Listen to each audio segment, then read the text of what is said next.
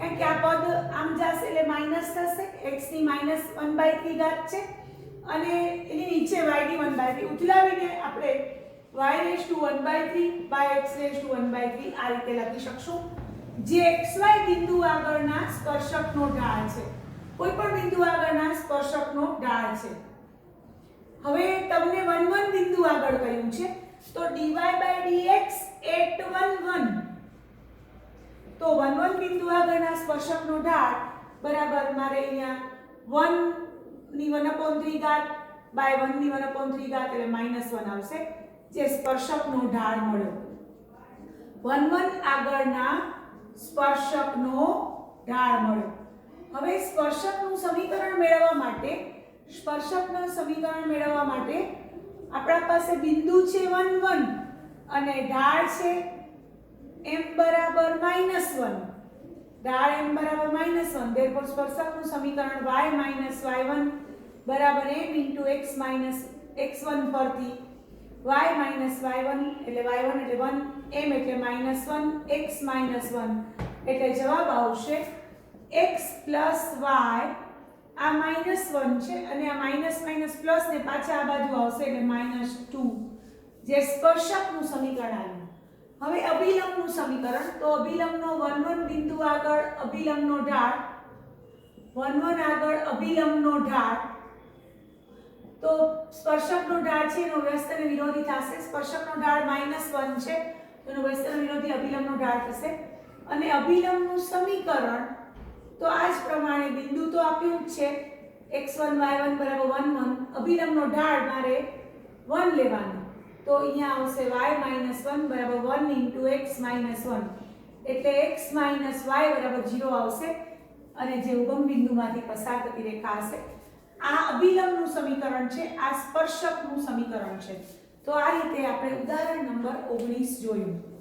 હવે ઉદાહરણ નંબર 20 આપણે કરવા જઈ રહ્યા છીએ. ઉદાહરણ 20, યામભૂમિતિમાં વિકલિતનો ઉપયોગ એ પ્રકાર આપણો ત્રીજો પ્રકાર ચાલુ છે. વિકલિતના ઉપયોગોમાં ત્રીજો પ્રકાર, તો એમાં યામભૂમિતિનો રેખાના સમીકરણોનો ઢાળનો ઉપયોગ આપણે આ રીતે કરશું. ઉદાહરણ 20 ની રકમ છે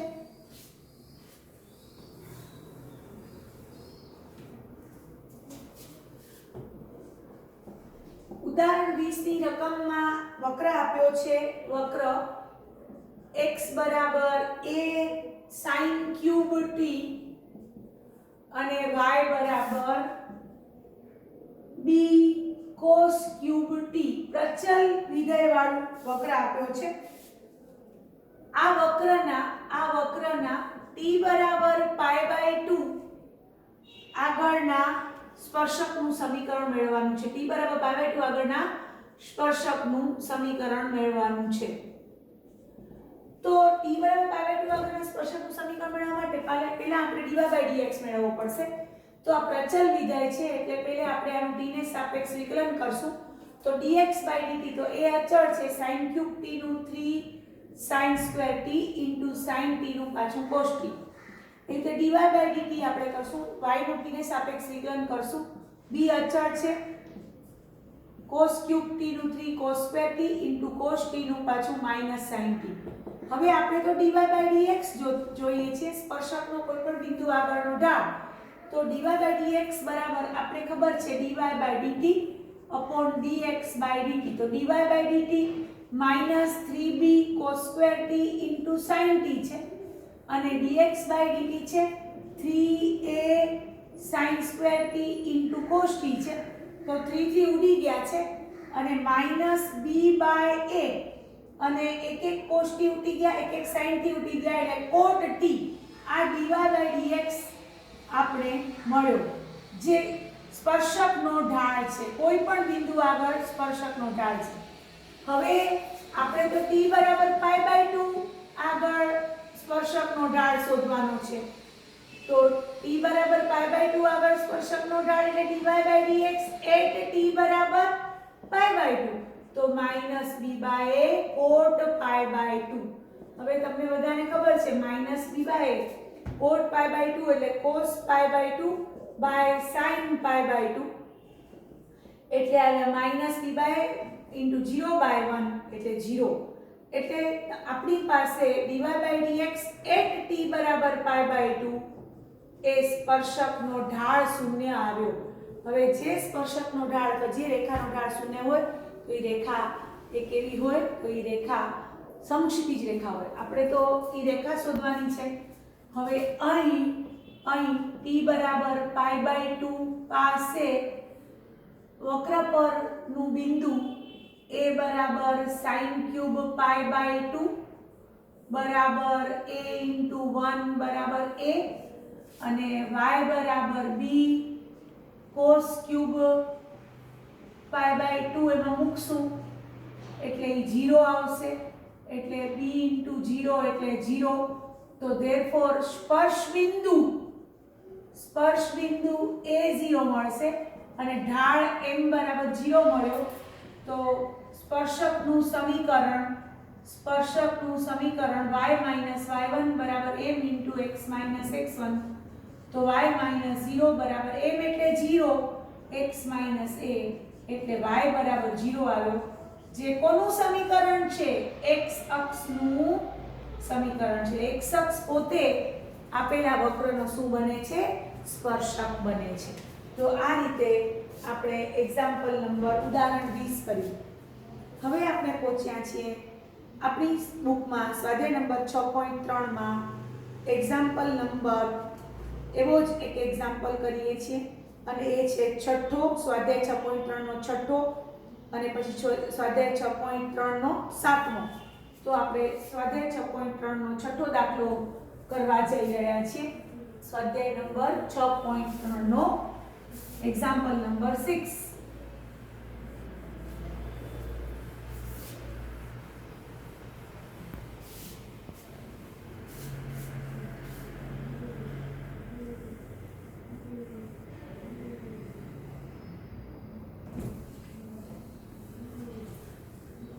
સ્વાધ્યાય નંબર 6.3 નો એક્ઝામ્પલ નંબર આપણે 6 લઈએ છીએ તો એક્ઝામ્પલ નંબર 6 માં રકમ આપણે વાંચીએ છીએ એક્ઝામ્પલ નંબર 6 ની રકમ છે વક્ર x બરાબર a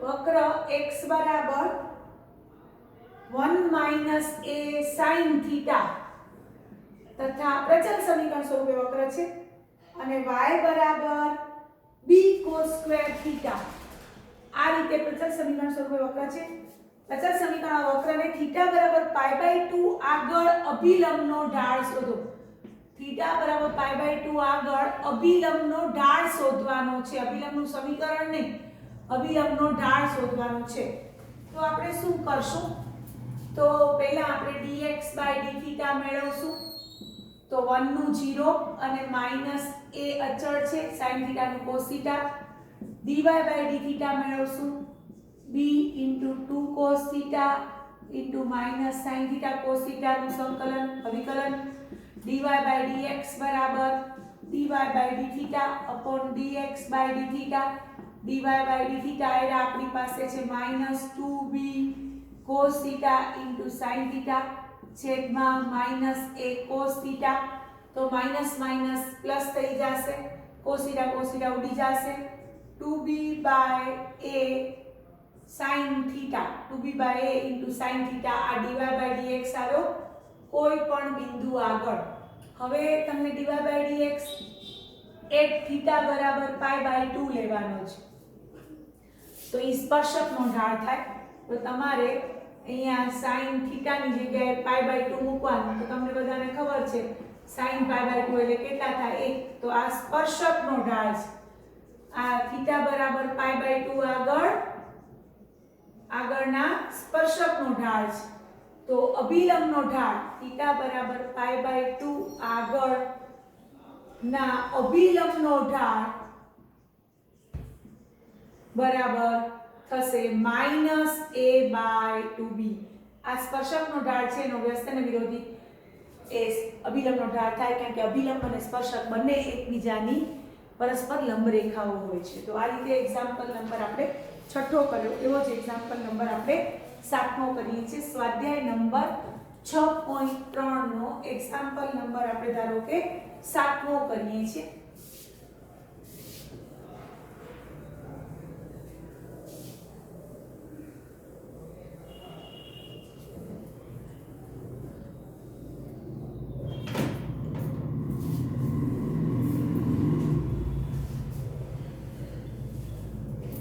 एग्जाम्पल नंबर 7 मानी रकम छे वक्र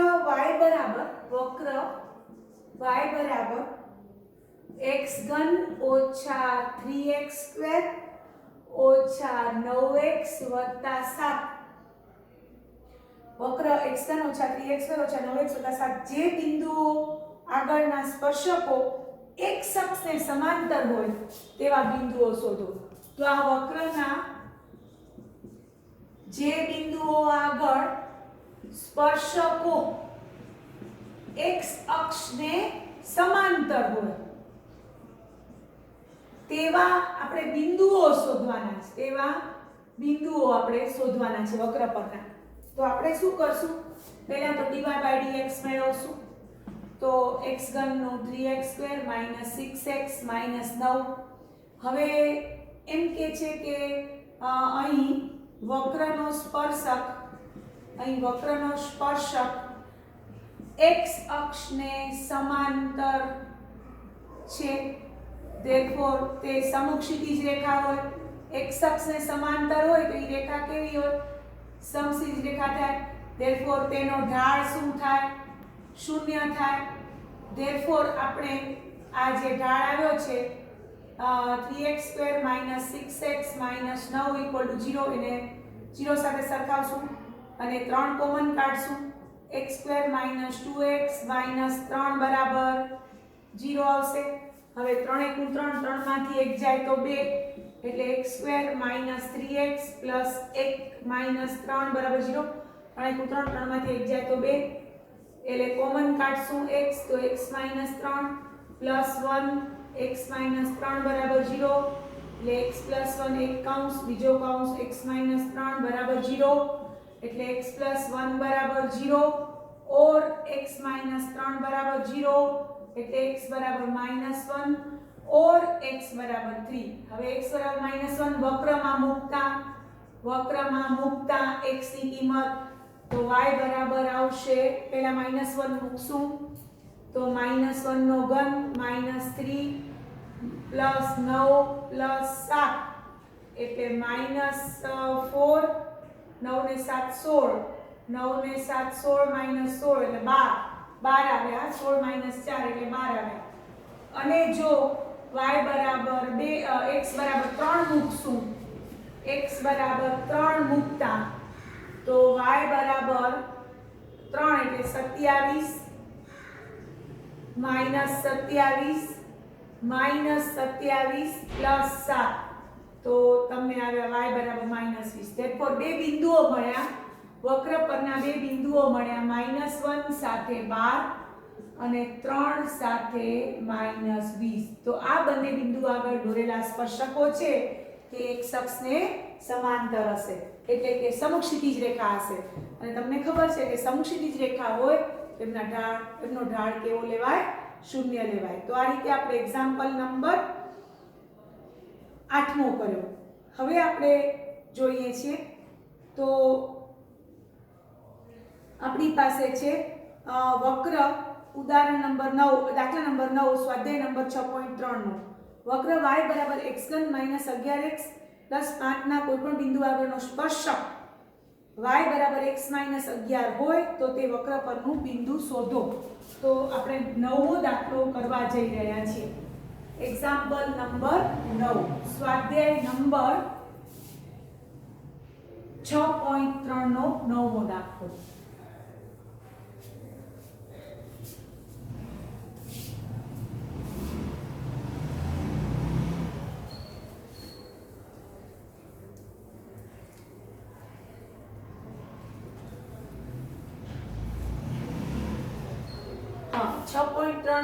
એક્ઝામ્પલ નંબર 9 છે.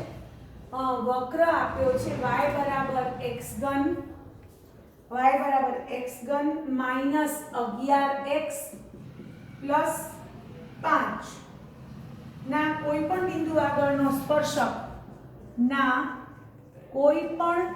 બિંદુ આગળનો સ્પર્શક y બરાબર x - 11 છે તો વક્ર પરનું બિંદુ શોધો. તો વક્ર પરનું બિંદુ શોધવાનું છે. તો આપણે શું કરશું? તો પહેલા વક્રનો dy/dx તો ગોતીએ, એટલે 3x² - 11 થયા. હવે એ છે સ્પર્શકનો ઢાળ છે, xy બિંદુ આગળના સ્પર્શકનો ઢાળ છે. હવે અહીંયા જે સ્પર્શક આપ્યો છે, એક નંબર આપીએ આને, તો એનો ઢાળ y બરાબર mx + c ઉપરથી આ સ્પર્શકનો ઢાળ m બરાબર 1 છે, કારણ કે y બરાબર mx + c સાથે સરખાવો તો એનો ઢાળ m બરાબર 1 છે. તો આને નંબર આપી દઈએ 2 ને આને નંબર આપી દઈએ 3. તો ધેરફોર બંને સ્પર્શકના જ ઢાળ છે. તો તમે તરત જ 2 અને 3 પરથી કહી શકો, 2 અને 3 પરથી બંને સ્પર્શકના ઢાળ છે તો એને સરખાવી દો. એટલે અહીંયા 3x - 11 છે ને ત્યાં m બરાબર 1 છે. બંને સ્પર્શકના ઢાળ છે તો આપણે એને સરખાવી શકશું.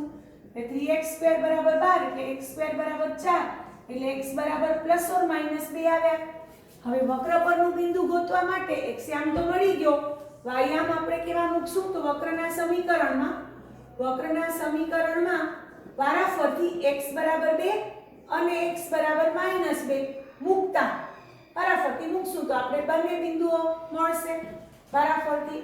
તો અહીંયા આપણે x બરાબર 2 મૂકશું જ્યારે, તો અહીંયા મૂકો તો y બરાબર આવશે 8 - 22 અને +5 એટલે 5 ને 8 13 એટલે 22 માંથી 13 કાઢો એટલે આવશે 9 એટલે ઈ આવ્યા -9 આવ્યા y. ધેરફોર બિંદુ આવ્યું 2 અને -9. હવે x બરાબર -2 માટે જુઓ, x બરાબર -2 માટે તો y બરાબર શું થશે?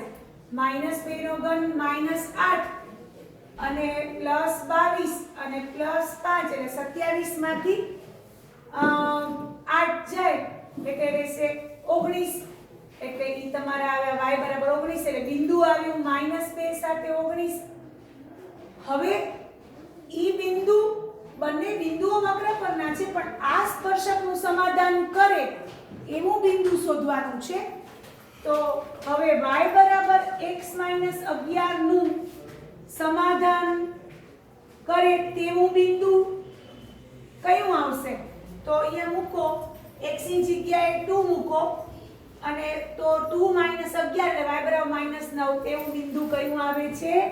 2 - 9 મળે છે. આ બિંદુ મૂકશો ને તો -2 અને 19 તો એ નહીં થાય. અહીંયા -2 મૂકશો તો -13y બરાબર. તો એ સમાધાન કરતું નથી. એટલે બે બિંદુઓ ગોત્યા ખરા પણ મળ્યું કયું બિંદુ જે આપેલા સ્પર્શકનું સમાધાન કરે તે. તો આમ તમને મારો વિડિયો પસંદ આવ્યો હોય તો લાઈક કરજો, શેર કરજો, મારી ચેનલને સબસ્ક્રાઇબ કરજો. Thank you.